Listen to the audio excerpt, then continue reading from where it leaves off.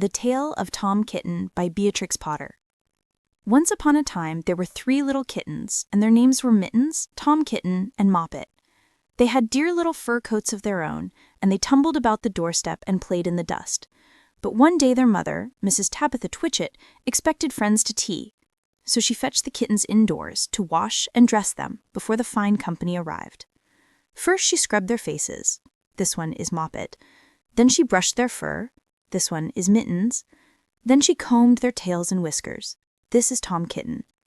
Tom was very naughty, and he scratched. Mrs. Tabitha dressed Moppet and Mittens in clean pinafores and tuckers, and then she took all sorts of elegant, uncomfortable clothes out of a chest of drawers in order to dress up her son Thomas. Tom Kitten was very fat, and he had grown. Several buttons burst off. His mother sewed them on again. When the 3 kittens were ready, Mrs. Tabitha unwisely turned them out into the garden to be out of the way while she made hot buttered toast.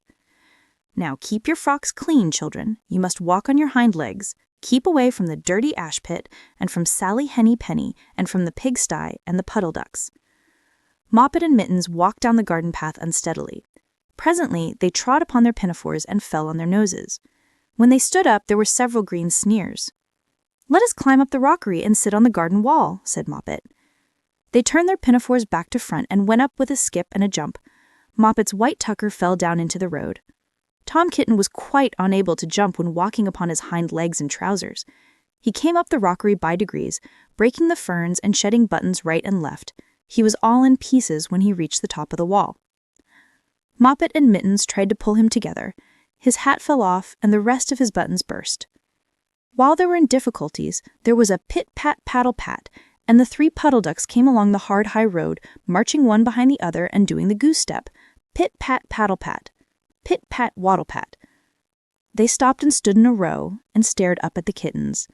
They had very small eyes and looked surprised. Then the 2 duckbirds, Rebecca and Jemima Puddle-Duck, picked up the hat and tucker and put them on. Mittens laughed so that she fell off the wall. Moppet and Tom descended after her. The pinafores and all the rest of Tom's clothes came off on the way down. "Come, Mr. Drake Puddle-Duck," said Moppet. "Come and help us to dress him. Come and button up Tom." Mr. Drake Puddle-Duck advanced in a slow, sideways manner and picked up the various articles.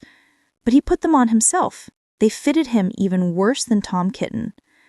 "It's a very fine morning," said Mr. Drake Puddle-Duck, and he and Jemima and Rebecca Puddle-Duck set off up the road, keeping step, pit-pat-paddle-pat, pit-pat-waddle-pat.